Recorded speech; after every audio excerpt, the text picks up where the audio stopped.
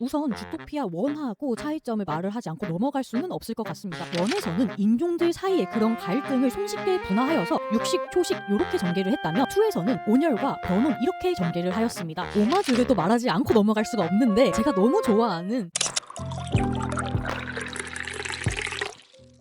안녕하세요. 영화 한 잔의 주인장입니다. 오늘의 한 잔은 여기 주토피아 2입니다. DD partnership is the cornerstone of success. Bad guys away. Be on the same page every day. Jiggle it, jiggle it, let's go. We got this.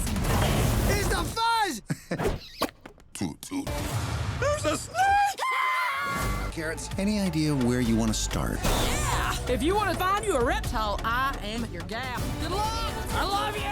당연히 주토피아 2에 대해서 그리고 주토피아 1에 대해서 강력한 스포일러가 있습니다. 아직 영화를 보지 않았거나 영화를 볼 예정이신 분들, 스포일러를 피하고 싶은 분은 여기서 영상을 멈추고 영화 관람 후 시청하시길 바랍니다. 이번에 주토피아 2도 강력 추천드리니까요. 꼭 극장 가서 보고 오세요. 그럼 시작하겠습니다.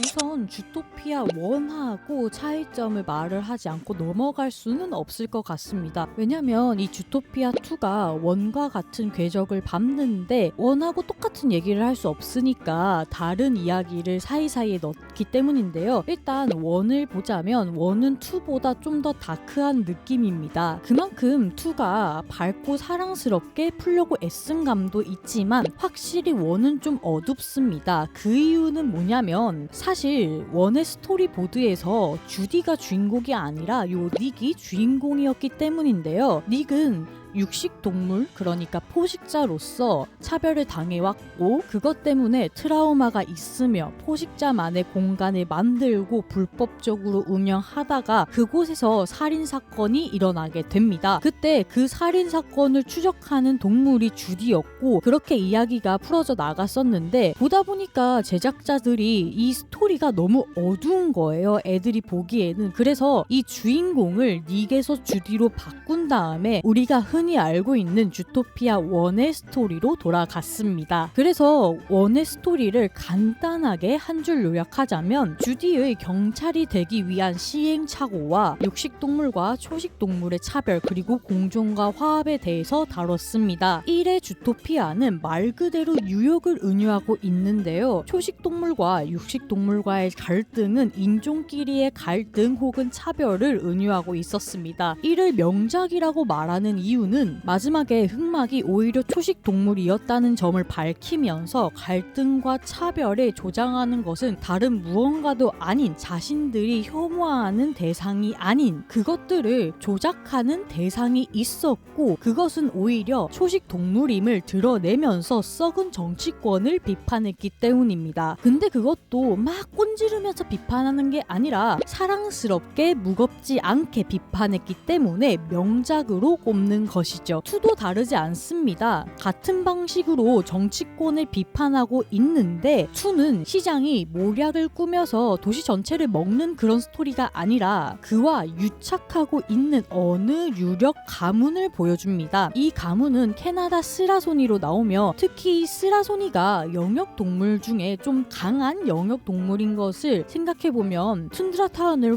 확장시키려는 자신들의 욕망이 잘 드러나는 동물임을 알 수 있습니다. 이들은 주토피아 1에서 간단히 소개로 나온 다양한 기후를 만드는 거대 벽을 만든 가문입니다. 주토피아가 100년이 되는 해 이 벽을 만든 가문이 완전 특허를 받은 책을 공개하는 그런 파티가 벌어지고 그 사이에서 위험하다고 소문이 난 뱀이 나타나고 이 뱀의 숨겨진 비밀을 파헤쳐 나가면서 이야기는 벌어집니다. 영화를 다 보고 나면 이 극이 던지는 메시지는 1과 별반 다르지 않다는 것을 알 수 있습니다. 다만 주토피아 2에서 비판하는 대상은 정치권과 경찰에게 유착된 캐나다 쓰라소니 가문이 되겠네요. 차별받는 것도 이전의 육식동물이 아니라 포유류가 아닌 파충류가 됩니다. 특히 뱀이 그렇죠. 그래서 1에서는 인종들 사이의 그런 갈등을 손쉽게 분화하여서 육식, 초식 요렇게 전개를 했다면 2에서는 온열과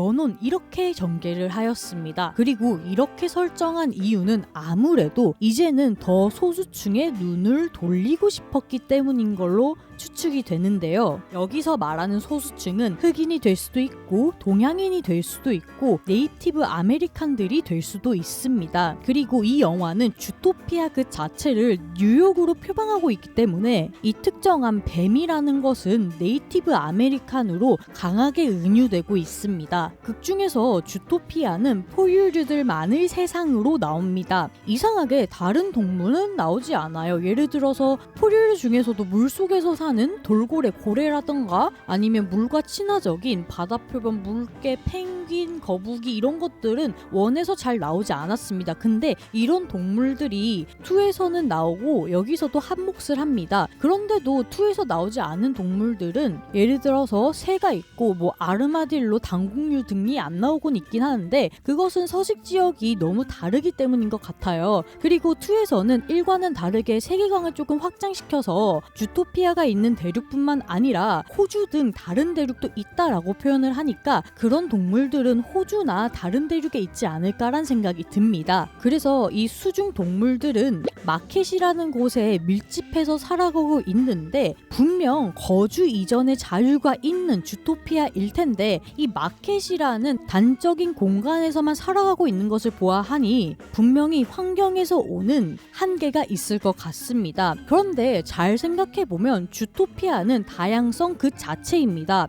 그래서 소형동물부터 대형동물까지 다 이용할 수 있는 자판기가 있고 엘리베이터가 있고 카페도 있었고 통로도 많았었죠. 그런 것들이 일상적으로 편제되어 있는데 그럼에도 불구하고 소수라고 할 수 있는 돌고래, 바다표범, 바다코끼리, 물개 등은 물과 친화적인 삶을 살기 때문에 살기 어려운 것이 현실이었습니다. 그러면서 모든 동물이 공존하고 화합한다는 그 주토피아의 슬로건은 아이러니가 될 수 있죠. 그 중에서도 100년 전에 뱀이 거북이를 죽이는 사건이 발생했고 가해자가 뱀이었기 때문에 그 종족인 파충류 그 전체가 포유류들에게 배척을 당하는 사건이 벌어졌습니다. 그래서 우리가 보는 시점에서는 파충류 등은 주토피아에 발을 들일 수 없는 그런 추방당한 존재였어요. 이는 당연히 네이티브 아메리카 즉 미국 땅에서 원래 살았던 속칭 인디언들을 의미합니다. 네이티브 아메리칸들은 원래 미국 땅에서 살았지만 유럽 사람들이 개척을 해 나가면서 혹은 침략을 해 나가면서 점점 자신들이 살 땅을 잃어버렸고 종국에 그러니까 지금에 와서는 소수자 중에 소수자로 살아남아서 그 명목만을 잇고 있습니다. 미국인 그러니까 침략자들, 개척자들은 원래 땅을 가지고 있었던 네이티브 아메리칸들에게 불합리한 법을 발의하고 그를 악용하면서 착취했습니다. 자세히 알고 싶으면 이 영화 플라워 킬링 더 문 추천드립니다. 명작이에요. 좋습니다. 아무튼 주토피아에서도 추방당해서 다른 땅에 살고 있었던 뱀은 이런 맥락에서 네이티브 아메리칸을 은유하고 있다라고 말씀드린 겁니다. 그래서 숨어서 재즈를 즐기는 예를 들어서 도마뱀이나 목도리 도마뱀이나 그런 애들이 있잖아요. 걔네들은 흑인을 의미합니다. 아니면 그에 준하는 소수자겠죠. 이들은 이들끼리 이미 연대를 하고 있고 이들을 없애려는 캐나다 시라소니 가문의 계략을 무력화하기 위해서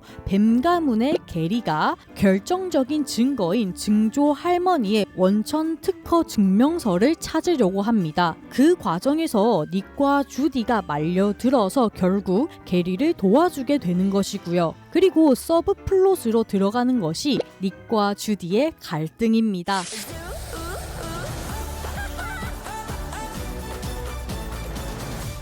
이 영화는 처음부터 촛보물을 연상케 하는 음악으로 시작합니다. 1편의 뒷내용을 이으면서 어떻게 경찰 생활을 했고 하고 있는지를 보여줍니다. 닉과 주디의 경찰 생활은 평탄해 보이지는 않아요. 경찰 내에서도 체계가 있을 텐데 이들은 이를 무시하고 그냥 들이받거든요. 보고서장이 지시를 내리고 있는데 닉 주디는 이미 현장으로 뛰쳐나가서 우당탕탕 범인 검거에 나섭니다. 그 결과 도시 절반을 해먹고 범인은 어부지리로 지브라 형제가 잡게 됩니다. 1편에서는 주디가 혼자서 밀어붙이면서 수사를 했던 것이 용인내였던 이유는 주디가 수사를 못했던 것이 사실 주디를 차별했기 때문인데요. 소형의 초식 동물인 토끼가 강력 범죄를 수사한다는 것은 받아들이기 어려웠기 때문에 그녀를 교통관리국에 넣었었죠. 그래서 주디가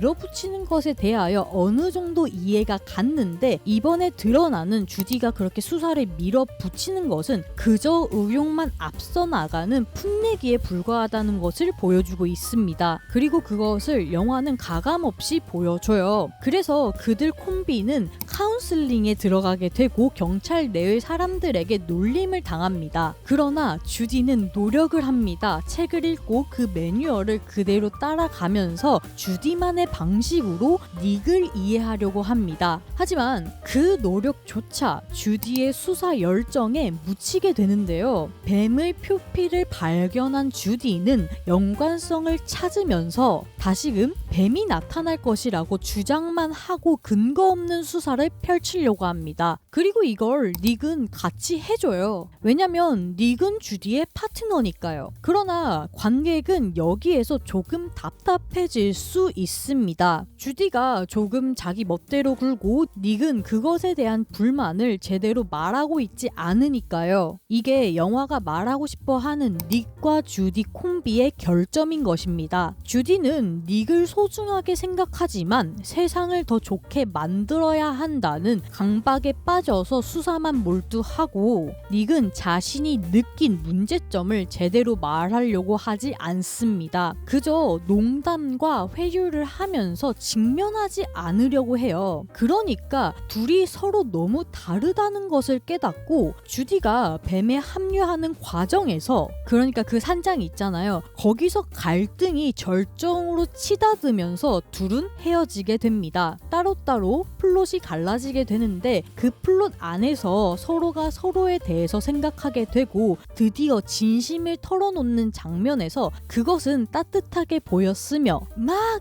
달려오던 영화 중후반부를 잠시 쉬어가고 따뜻하게 만드는 부분이었습니다. 그리고 1편에 그 정글 지역에서 곤돌라로 이렇게 이동을 하잖아요. 타면서 닉과 주디의 그런 감정신이 있었는데 그것을 생각나도록 하는 연출도 훌륭했습니다. 그러면서 콤비에 대한 그들의 정의는 서로를 먼저 생각하는 것입니다. 그것은 우정이 될 수도 있고 사랑이 될 수도 있고 형제애가 될 수도 있습니다. 그렇게 갈등이 해소된 닉 주디 콤비는 게리를 도우면서 결말을 향해서 갑니다.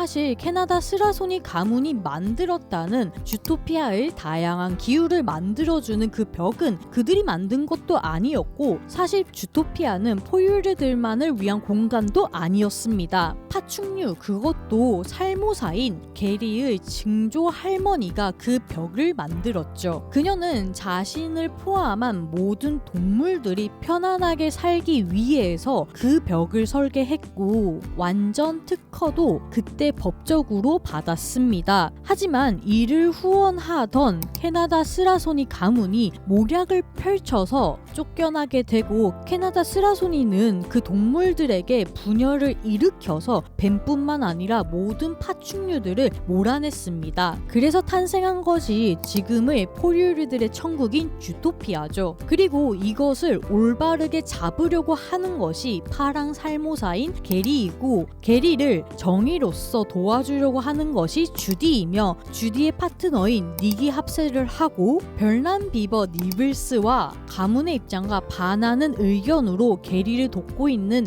캐나다 스라소니의 맨 마지막 서열인 포버트가 있습니다. 하지만 여기서 포버트가 배신을 하면서 주디, 게리, 니블스 차례대로 넉다운이 되고 닉과 포버트가 대치하던 중에 경찰이 들이닥치면서 상황은 급박해집니다. 있습니다. 이때 영화가 말하고 싶은 공존과 화합의 장면이 나옵니다. 자신의 독을 해독할 수 있는 그 펜 있잖아요. 해독제를 항상 들고 다니는 살모사인 게리는 주디를 구하기 위해서 오히려 주디에게 도움을 요청합니다. 추운 튼드라타운의 냉기를 따뜻한 주디의 열로 게리가 체온을 유지할 수 있는 것이죠. 그래서 앞서서 게리가 말한 것처럼 뱀은 누구도 해치지 않는다와 같은 신사적인 말로 앉는 것을 허락받을 수 있습니까? 라고 먼저 물어본 다음에 주디의 허락이 떨어지자 게리가 주디를 안고 서로가 서로에게 도움이 되며 화합을 이뤄냅니다. 이 다음은 어드벤처러스하게 당연히 문제를 해결해 나갑니다. 포버트를 저지하였으며 성공적으로 증조 할머니의 그 증서를 찾았습니다. 그리고 또 한 번 닉과 주디는 세상을 더 나은 세계로 만드는 것에 성공합니다. 이제 파충류와 포유류는 공존과 화합해 나가면서 그들의 문화를 받아들이고 섞여가면서 영화는 마무리 짓습니다.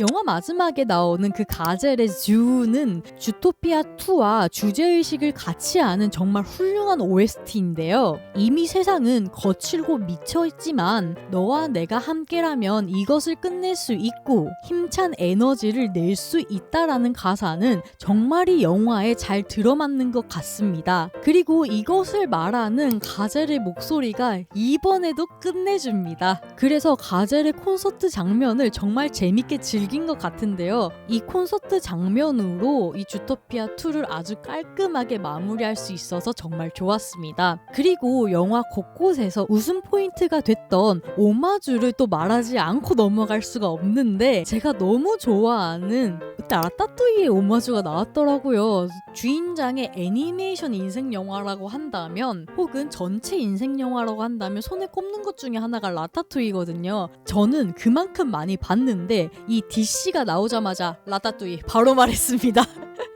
그리고 어김없이 나온 미스터 빅의 대부 패러디도 있었고요. 다음은 개인적으로 제가 너무 좋아하는 양들의 침 패러디가 나왔어요. 그 전에 악당이었던 벨웨더 있잖아요. 벨웨더가 감옥에 갇혀있는 장면이 그리고 그녀의 애티튜드가 양들의 침묵에 나오는 한니발 렉터 장면이랑 똑같습니다. 근데 여기서 웃긴 점은 뭐냐면 그녀가 양이잖아요. 그래서 양털로 의자를 만들고 거기에 막 푹신하면서 들어갔다가 닉을 확 놀래키는 장면이 있는데 양들의 침묵에서도 한니발 렉터를 취조하던 그 여자를 확 놀래키는 장면이 있거든요. 그거와 겹쳐 보이면서 너무 재밌었습니다. 이 밖에도 사실 주토피아 하면 많은 패러디와 이스터에그가 또 맛집이지 않습니까? 저 말고도 다른 거 발견하신 분은 댓글로 꼭 알려주세요. 이렇게 볼거리도 풍부했고 1편과 더불어서 같은 주제의식을 공유하면서 깊이를 더한 주토피아2에 대한 한 줄 평은 이런 사랑스러운 작품에서 나를 반추할 수 있는 것은 나도 동물이기 때문일 것이다 입니다. 잔점수는 10잔 중 7잔 원샷에 반샷을 추가하겠습니다. 네, 오늘은 주토피아2를 말아보았는데요. 정말 오래간만에 보는 닉 주디 콤비를 볼 수 있어서 아니가 커플이라고 불러야 될까요? 아무튼 그들을 볼 수 있어서 너무 행복한 시간이었습니다. 그 녹음 당근펜 있잖아요. 처음에는 나는 정말 멍청한 토끼야 라고 녹음이 되어 있었던 그 당근펜이 둘이 콤비가 된 기념으로 주디가 닉에게 선물했는데 그들의 갈등이 치닫으면서 그 펜이 한번 떨어져가지고 산산조각이 나요. 근데 쿠키 영상에서 닉이 그것을 고쳐가지고 주디에게 줍니다. 근데 이때 녹음이 된 게 자세하게는 기억이 안 나지만 사랑의 캐럿, 사랑의 주디였나? 그 녹음된 것을 뺏지 않고 그대로 주디한테 준 닉 정말 사랑꾼이지 않습니까? 그리고 그 사랑스러운 당근펜을 창가에 두는데 새 깃털이 하나 싹 내려앉으면서 주토피아 3를 예고하는 것까지 정말 기대가 됩니다. 이번에는 파충류뿐만 아니라 조류까지 확장시킬 것 같은데요. 그것도 그거 나름대로 기대가 됩니다. 저는 조류 중에서 올빼미하고 꼬리비녀 극락조를 참 좋아하는데요. 동물들 중에서는 오리노구리하고 아르마딜로를 좋아합니다. 다음 영화에서는 그들을 볼 수 있기를 바라면서 여러분들은 혹시 어떤 동물을 좋아하나요? 댓글로 한번 남겨주세요. 그리고 구독, 좋아요 부탁드립니다. 여러분의 한 명 한 명 구독과 좋아요, 댓글은 소중한 채널을 운영하는데 아주 큰 힘이 됩니다. 구독, 좋아요 눌러주시고 댓글로 의견과 감상평 남겨주세요. 댓글 가는 재미가 쏠쏠하답니다. 그럼 다음 영상에서 뵙겠습니다. 모두들 안녕. 또 봐요.